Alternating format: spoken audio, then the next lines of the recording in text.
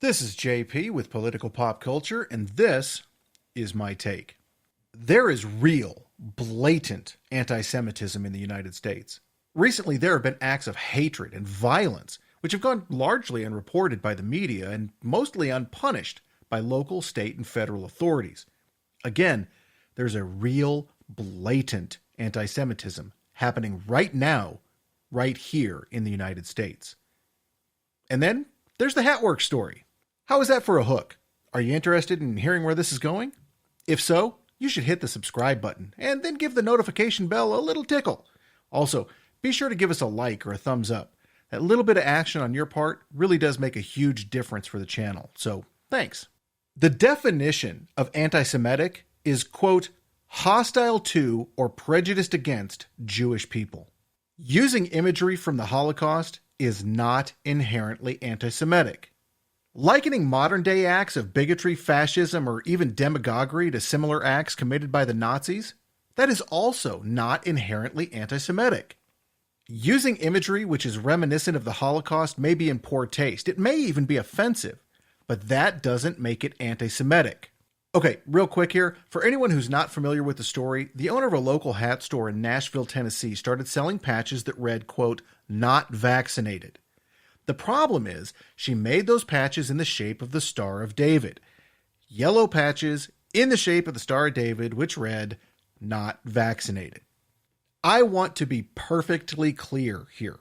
I am not in any way, shape, or form defending any of the posts made by Gigi Gaskins, owner of Hatworks in Nashville, Tennessee.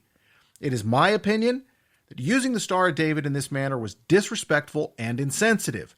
However, it is also my opinion that while disrespectful and insensitive, it was not anti-Semitic. The point that she was trying to make, in a granted, completely inappropriate manner, was that our society is rapidly moving toward a type of segregation which is not so dissimilar to Germany in the 1930s.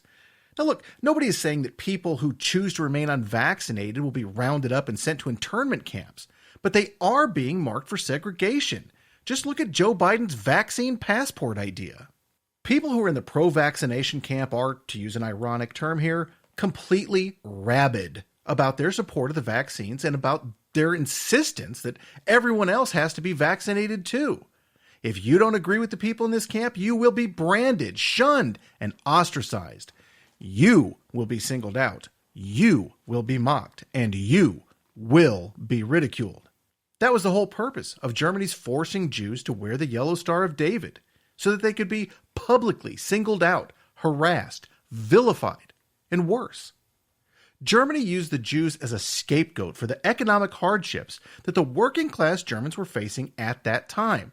And that had the real effect of eventually turning the population against this specific class of people.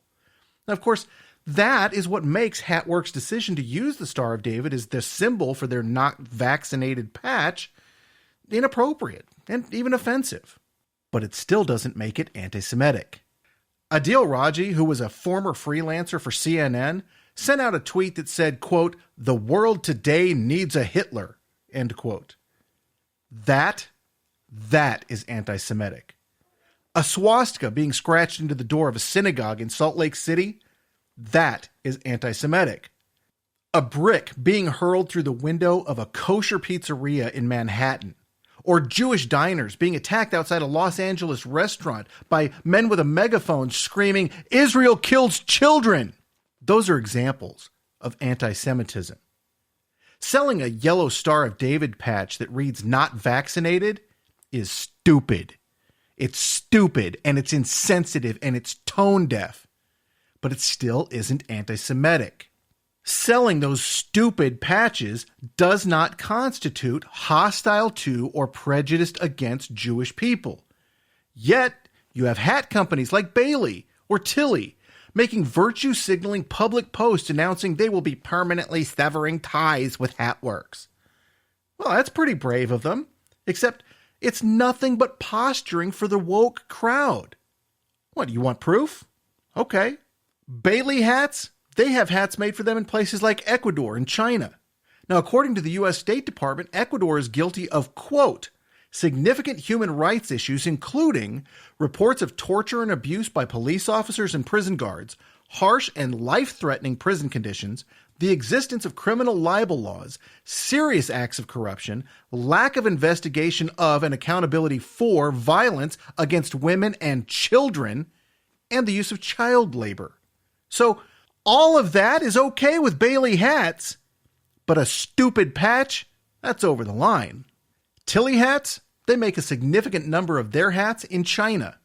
China, you know, a communist country which imprisons or executes political dissidents and also puts people into actual forced labor and concentration camps. You know, actually putting people in concentration camps is just fine with the folks over at Tilly Hats, as long as you don't use any imagery from the Holocaust on a patch. That simply won't do. Here's my take on this nonsense. With case after case of Palestinian supporters harassing or attacking Jews across the United States, the left needs a deflection, a distraction, someone they can point to and say, you see, that's what real anti-Semitism is. Just like the word racist has lost its meaning due to flagrant overuse and misuse by the woke mafia, soon anti-Semitic will fall into the same category. And that's too bad. Call Gigi Gaskin's choice of design for her patch what it is. Stupid. But don't call it anti-Semitic. Save that label for the people who really deserve it.